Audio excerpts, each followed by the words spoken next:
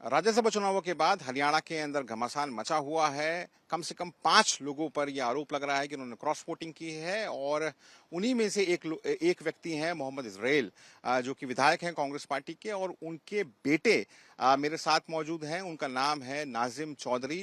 नाजिम साहब, पहले तो थोड़ा अपने बारे में बताइए कि आप कौन हैं, आपके पिताश्री कौन है, वो कहाँ से विधायक हैं। जी, मेरा नाम नाजिम चौधरी है। मेरे फादर का नाम मोहम्मद इसराइल है। वो एमएलए हतीन डिस्ट्रिक्ट पलवल हरियाणा से एमएलए है। आप अच्छा, आपके फादर साहब के ऊपर भी ये आरोप लग रहा है कि उन्होंने क्रॉस वोटिंग करी है। उनका नाम ऑफिशियली जो बी के हरिप्रसाद हैं, प्रभारी हैं, उन्होंने नाम लिया है। अ, आप इस पूरे वाकया को कैसे देखते हैं, क्योंकि आप भी कांग्रेस पार्टी से जुड़े रहे हैं। आपने मुझे खुद बताया कि 5वीं पीढ़ी के आप कांग्रेसी हैं।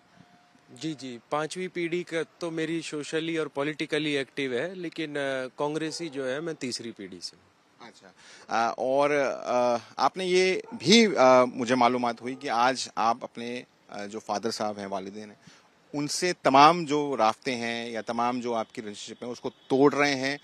इसका मतलब ये है, आप मुझे इंटरव्यू दे रहे हैं, इसका मतलब ये है कि आपको ऑफिशियली भी वो तोड़ने पड़ेंगे, उसके लिए अखबार में इश्तिहार भी देना पड़ेगा, सरकार को इन्फॉर्म भी करना पड़ेगा। उन तमाम चीज़ों के लिए आप तैयार हैं? प्रोसीजर आप मुझे बता दीजिएगा, क्योंकि मैंने तो कभी ऐसा सोचा नहीं था। तो जो आप लोग फॉर्म वगैरह देंगे वो मैं रेडी हूँ। जब इतना बड़ा स्टैंड लिया है तो कुछ सोच समझ के लिए। तो आप अपने फादर साहब के साथ में कोई ताल्लुकात नहीं रखेंगे, क्योंकि उन्होंने क्रॉस वोटिंग किया। आपने ये कहा कि उन्होंने कांग्रेस को धोखा दिया है। नहीं, बात क्रॉस वोटिंग की नहीं है खाली कि क्रॉस वोटिंग की बात है। बात हमारे लोगों की भी बात है। जो हमारे लोग हैं, जो हमारे परिवार के साथ इतने लंबे वक्त से जुड़े हुए हैं, जिनको इस फैसले से उनके तकलीफ़ पहुंची है, जो हमारे परिवार को ईमानदारी की और साफ छवि की और एक तरफ की निगाहों से देखते हैं, उन लोगों का ख्याल रखते हुए। ऐसा नहीं है कि मेरे पे मेरे वालिद की ही जिम्मेदारी है। जो लोग सदियों से हमारे साथ जुड़े हुए हैं उनका भी तो ख्याल रखना है ना मुझे। तो उन लोगों को ध्यान में रखते हुए और कांग्रेस पार्टी की विचारधारा को ध्यान में रखते हुए, और राहुल गांधी जी ने जो ये मोहब्बत का पैगाम चलाया है, जो ये भाईचारे की बात की है, ये भाईचारे की बात हम लोग, उसी भाईचारे में मैं पांचवी पीढ़ी हूँ, उसी भाईचारे में मेरे परिवार का नाम लिया जाता है, साफ छवि के साथ, ईमानदारी के साथ। तो इस वजह से ये सारा जो है। आप अपने पिताश्री, अपने वालिद से तमाम जो रवायत हैं, जो रिश्ते हैं, वो खत्म कर देंगे। बिल्कुल बिल्कुल, ख़त्म कर देंगे नहीं, ख़त्म कर दिया। जब मैं आपके सामने इंटरव्यू दे रहा हूँ तो ख़त्म कर दिया है। आपकी बात हुई है आपके फादर साहब के साथ मेरी में इस पूरे इंसिडेंट के बाद में? मेरी एक दफ़ा बात हुई थी, जब वोटिंग उसके बाद जैसे नाम वाम चल रहे थे, तो उन्होंने मुझे मना किया था कि मैंने ऐसा नहीं किया। उन्होंने मना किया तो मैंने सोशल मीडिया के माध्यम से, उनका जो फेसबुक पेज था उस पेज से मैंने पोस्ट भी डाली कि उन्होंने ऐसा नहीं किया है। वो जो पोस्ट थी वो मैंने ही डाली थी, उन्होंने नहीं डाली थी।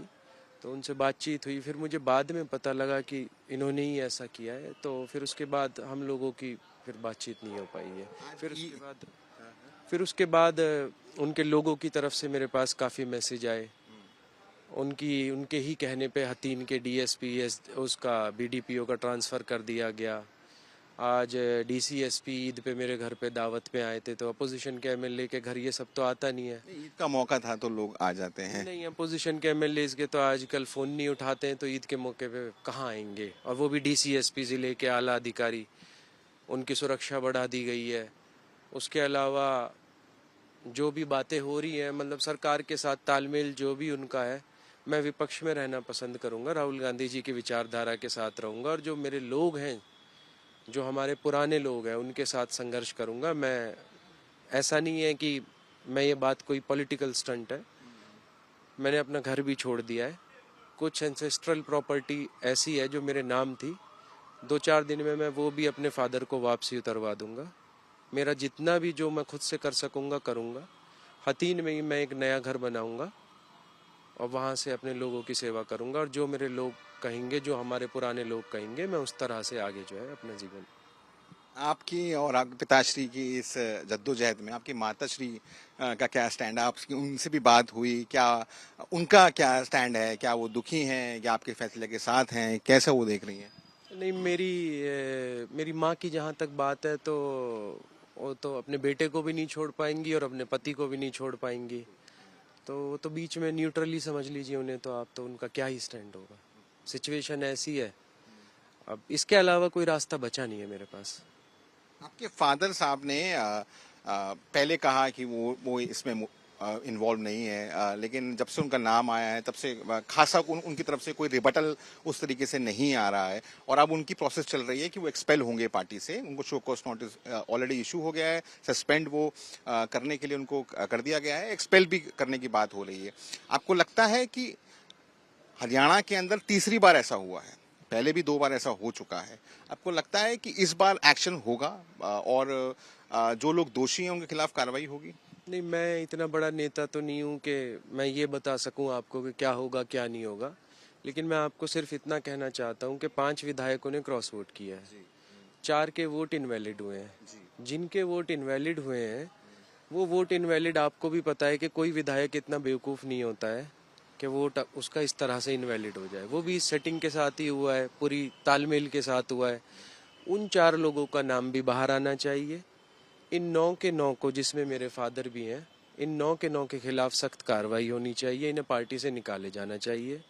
और जितने भी बड़े लीडर हैं, अगर वो भी इसमें शामिल हैं, उनकी शय पे किसी ने काम किया है, उनको भी निकाल देना चाहिए। आप खुद कांग्रेस कवर करते हैं, आप देखते हुए आ रहे हैं, कांग्रेस से इतने लीडर चले गए, कांग्रेस पे कोई फर्क तो नहीं पड़ा ना।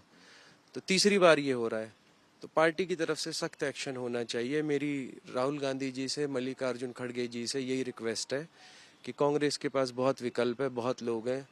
कांग्रेस को ऐसी कोई दबने की ज़रूरत नहीं है, कांग्रेस को डरने की ज़रूरत नहीं है, कांग्रेस को इनके खिलाफ कार्रवाई करनी चाहिए। और जहाँ तक आप बात कह रहे हैं कि आपने ये बात बोली है, मेरे पास भी एक ऑफ़र आई है कि मेरे फादर कांग्रेस में एमएलए हैं, उनको तो कोई पोस्ट मिल नहीं सकती, मुझे किसी स्टेट बोर्ड का चेयरमैन बना दिया जाएगा, ठीक है। लेकिन जब कॉल रिकॉर्डिंग वगैरह है आपके पास? क्योंकि अक्सर हमने देखा है कि कई लोग जो हैं, अभी पिछले हमने देखा कि कई लोगों के पास ऑफर आए, बीके प्रसाद ने कहा कि मेरे पास एक रिकॉर्डिंग है, मैं एफआईआर भी कराऊंगा। आपके पास अगर ऐसा कोई अगर कोई कॉल आया है या किसी ने आपको इंटाइस करने की कोशिश की है, तो रिकॉर्डिंग वगैरह है जो पब्लिकली आप करेंगे कुछ दिनों के अंदर? नहीं, मैं ना ही अपने फ़ोन में रिकॉर्डर रखता हूँ, और मुझे पता लग जाए कि जो लोग रिकॉर्डर रखते हैं ना, मैं उनसे बात करता हूँ। और मेरा मतलब 15 साल का, 20 साल का मेरा पॉलिटिकल करियर बहुत साफ रहा है। मैंने जितनी ज़बान की है उतनी लोगों से पूरी की है, ना मैंने किसी को झूठ बोला है। तो मैंने बोल दिया तो हज़ारों लोग आपको मेरे इलाके में बोलने वाले ऐसे मिल जाएंगे कि हाँ ठीक है, सच बोला है। अच्छा, एक आखिरी में आपसे 2 सवाल पूछूंगा। एक तो मैं ये जानना चाहूंगा आपसे कि कौन सी खूबियां हैं जिनकी वजह से आप इतना बड़ा स्टैंड ले रहे हैं? क्योंकि जाहिर है पिता का पुत्र से अलग होना ये एक बड़ा फैसला है। तो ऐसी क्या खासियतें हैं आपने कांग्रेस में देखी या राहुल गांधी में देखी जो आपने इतना बड़ा फैसला लिया है, क्योंकि अमूमन तौर पे हमने देखा नहीं है राजनीति में ऐसा होते हुए? सबसे बड़ी बात तो मेरी जो लिगेसी है वो कोई इतनी बड़ी लिगेसी नहीं है कि हम राजे रजवाड़े थे या बहुत बड़े मिनिस्टर रहे हैं या चीफ मिनिस्टर रहे हैं। मेरी लिगेसी हिंदू मुसलमान भाईचारे को साथ लेकर के चलने की है, जिसमें मेरे दादा के दादा का नाम लिया जाता है, और वही कंटिन्यू चल रहा है हर जनरेशन के साथ। उसी लिगेसी पे राहुल गांधी जी काम कर रहे हैं, जो उन्होंने भारत जोड़ो की बात की है, मुसलमानों के लिए, दलित्स के लिए। मेन बात उसमें एक सबसे महत्वपूर्ण बात यह है कि मेरे फादर की कांग्रेस की टिकट कटने के पूरे पूरे चांसेस हो गए थे विधानसभा इलेक्शन से पहले। मेरे फादर की टिकट सिर्फ और सिर्फ इस बात पे बची, मैंने टॉप लीडरशिप में बात की, मेरे फादर ने बहुत ज़्यादा बात नहीं की, कहीं वो कॉन्स्टिट्यूंसी में काम कर रहे थे। उसमें जो सबसे ज़्यादा महत्वपूर्ण बात थी वो एक बात ये काम में आई कि राहुल गांधी जी की जो माइनॉरिटीज़ के प्रति और दलितों के प्रति जो सोच है, उनका एक मैसेज था स्क्रीनिंग कमेटी के लिए कि माइनॉरिटीज़ का हक और दलित का हक जो है वो कटना नहीं चाहिए। अगर राहुल गांधी जी की ये सोच नहीं होती तो मेरे फादर को टिकट नहीं मिलती। तो इस वजह से, और राहुल गांधी जी के बारे में मुझे 2 बातें और पता है। ठीक है, आप सामूहिक बातें जो है होती हैं, सब तरह की बातें होती हैं, लेकिन ना तो राहुल गांधी जी झूठ बोलते हैं और ना राहुल गांधी जी करप्ट हैं। ये आपको अच्छा लगता है? एक आखिरी सवाल आपसे जानना चाहूंगा। आपकी अपने विधानसभा के जो लोग हैं उनसे भी बात हुई होगी। आपके जो विरोधी हैं वो ये कहेंगे कि ये फिक्स मैच है पिताश्री और आपके बीच के अंदर, और आप इसलिए ऐसा कर रहे हैं ताकि अगली टिकट आपको मिल जाए।